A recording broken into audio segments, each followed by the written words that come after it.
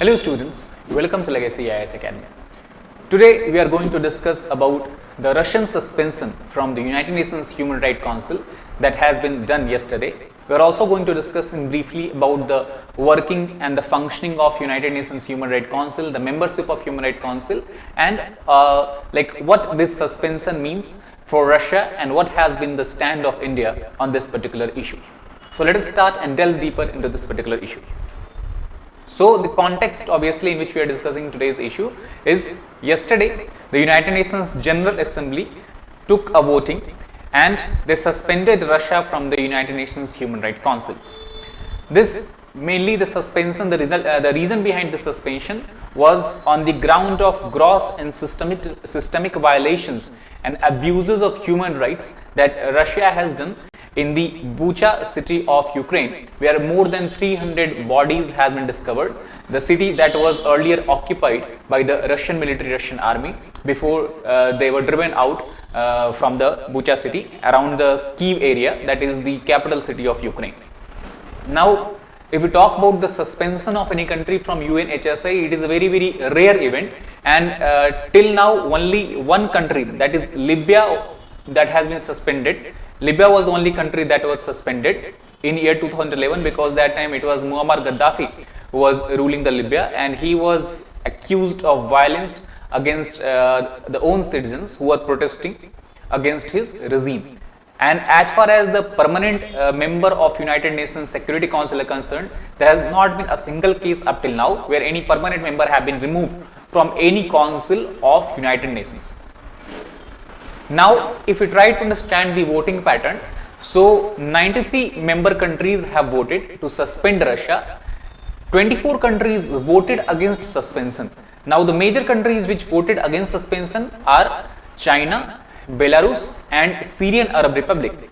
Apart from that, 58 countries were the one who decided to abstain from the resolution, including India itself. However, we have to understand that this abstention of India is not same as the earlier abstention on the similar issues between Russia, on the similar issues of Russia-Ukraine war. Now, we will discuss about that how this abstention is different. But if we try to understand that what is the result or repercussions of this voting pattern, so for suspension of any member from the Human Rights Council, the requirement is that 2/3 of the members should be voting for the resolution. Now here one important thing is that member who decided to abstain, the member countries who decided to abstain from the resolution, they are not counted in this majority. So in effect, the counting of vote will happen between 93 plus 24, and whatever total is there, like for example 117 countries. So out of these only 107 countries their vote will be counted, and 2/3 of this is required if Russia has to be suspended, and 93 was the comfortable majority, 2/3 majority, and due to this Russia has been suspended from this particular council. Now if we try to understand briefly about India's position, so it is India's 11th vote in the United Nations after the Russian invasion of Ukraine. But if we try to understand yesterday's voting pattern, it is believed to be the New Delhi's sharpest message to Moscow so far. Now, why it is the sharpest message to Moscow? The reason is because before the voting occurred or before the voting took place, Russia had warned all the member countries that both a yes vote, that is vote in favor of removing Russia, as well as the vote of abstention, both will be viewed as an unfriendly gesture.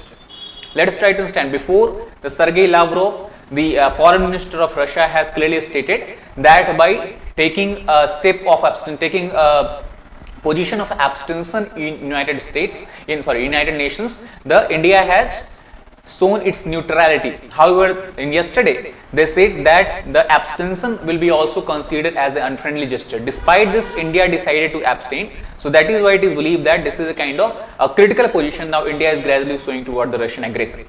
And also India for the first time had unequivocally condemned the killings as deeply disturbing, and also have supported the call for an independent probe in the Bucha massacre. So that is why we can say briefly, we can say in conclusion that India's position is gradually shifting more and more against Russia, mainly due to the humanitarian effect that we are seeing, the humanitarian news that is coming from the Ukraine, where large scale killings has happened by the Russian military. Now coming to the United Nations Human Rights Council. So HRC is basically an intergovernmental body that has been set up within the United Nations systems by a resolution passed in year 2006. Before 2006, there was another body called as UN Human Rights Commissioner. So this body was actually replaced by United Nations Human Rights Commission. The main objective of establishing this commission was strengthening the promotion and protection of human rights all across the world. If we try to look at the working of the council, so it was in year 2007 under the chairmanship of the then United Nations Secretary General Ban Ki-moon, the UNHRC adopted a institution building package. The institution building package basically consisted of three different components. The first was the Universal Periodic Review. The Universal Periodic Review was a method by which United Nations Human Rights Council can on a timely basis inquire, investigate and report on the human rights matters in all the member countries. The second component of this package was setting up of an advisory committee. Advisory committee is basically the brain, or we can say the brain of the council, which generally investigates and bring into the attention those matters of human right concern which they think is should be taken up in the Human Rights Council. And third is the complaint procedure. Complaint procedure is the procedure through which any individual as well as any member countries can bring into the United Nations Human Rights Council any such matters of grave concern anywhere in the world which needed immediate address by the council as well as the United Nations. So these three, UPR, advisory committee and complaint procedure, basically are the three backbones of the Human Rights Council. Not only this, apart from this, there is also a UN special procedure that has been established by the earlier that we discussed, that former there was a special commissioner of human rights which has been replaced by UNHRC. However, the UN special procedure established by the former commission still is being implemented by UNHRC, and here there are four components. We have a special rapporteur, special representatives, we also have independent experts as well as we have independent working groups that again look into the matters of human rights concern all across the globe and then monitor it, investigate this, review it and then bring into the attention to the Human Rights Council if it need to be addressed urgently. Now, what about the membership of UNHRC? So, United Nations, first of all, HRC is situated in Geneva, which is a Swiss city just at the border of France, as you can see from the map here. And the membership of UNHRC is given taking into consideration the equitable geographical distribution, and for this the whole world has been divided into 5 groups. We have African states, Asia Pacific countries, Eastern European countries, Latin America and Caribbean countries, as well as Western European and the other states. And based on this, currently we have 47 members or 47 countries who are the members of UNHRC. Out of these, we can see the distribution is 13 from Africa, 13 from Asia Pacific, 6 from Eastern Europe, 8 from Latin America and Caribbean states, and 7 from the Western European and other states.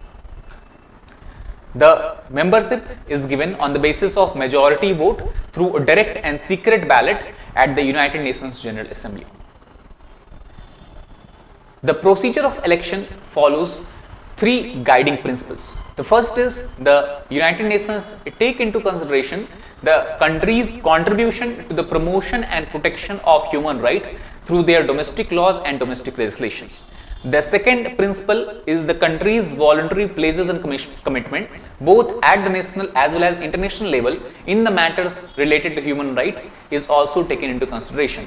And third point is that whenever any country is included or given the membership of United Nations Human Rights Council, they can be a member for a maximum period of 3 years, that is one term is of 3 years, and they are not eligible for immediate re-election after serving 2 consecutive terms. That means a member can maximum for one extended period of time can serve on the United Nations Human Rights Council for a maximum period of 6 years, after which after certain 3 years again they can be eligible for re-election. If we talk about Russia, Russia's 3-year term as a member of council just began in the January 1st, 2021. So this is just Russia has completed almost 1 year of Human Rights Council members and before it was removed. Now, what about the leadership of the council? So the leadership of council is made up of 5 individuals. One is the president, and then we have 4 vice president.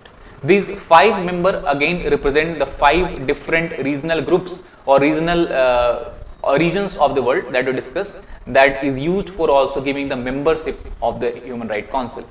And currently it is the Federico Villegas, who is the permanent representative of Argentina to the United Nations, is elected as a president in year 2022 of Human Rights Council.